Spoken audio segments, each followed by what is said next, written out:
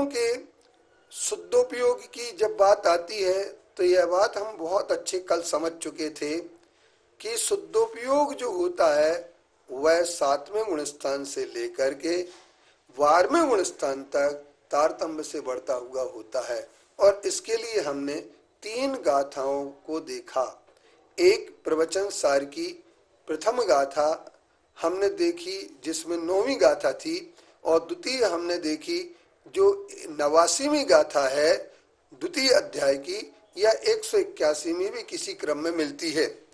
अब हमारे सामने ज्ञानार्णव ग्रंथ में एक बात आती है और आचार्य श्री बड़े स्पष्ट शब्दों में कह देते हैं, ख पुष्प अथवा श्रृंगम खरस्य अपि प्रतीयते न पुनर्देश कालेपि ध्यानम सिद्धते गृहाश्रमे। गृहस्थ आश्रम में एक बार गधे के सींग हो सकते हैं अथवा आकाश में फूल हो सकते हैं, लेकिन यह किसी प्रकार से नहीं माना जा सकता है कि गृहस्थ अवस्था में शुद्धोपयोग रूप ध्यान या शुद्धोपयोग होता है। ये ज्ञानार्णव के 17वें नंबर श्लोक में शुद्धोपयोग अधिकार में कहा गया है। पद्मनंदी पंचविंशतिका के अंतर्गत 2:15 में कहा गया है, दूसरे अध्याय, प्रायः कुतो ग्रह गते परमात्म बोधा शुद्धात्मने मुनियत गता पुरुषार्थ सिद्धि दानात् पुनर्ननु चतुर्विधता करस्य सा लीलैव कुत पात्र जनानु संगात। अर्थात वो कह देते हैं कि ग्रस्त अवस्था में किसी भी प्रकार से शुद्धोपयोग नहीं हो सकता है।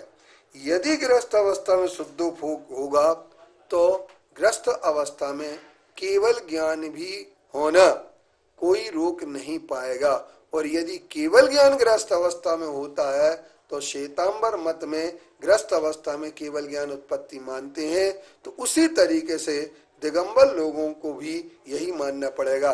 लेकिन दिगंबरों की व्यवस्था में कहीं भी यह नहीं कहा गया है कि केवल ज्ञान ग्रस्त अवस्था में हो सकता है।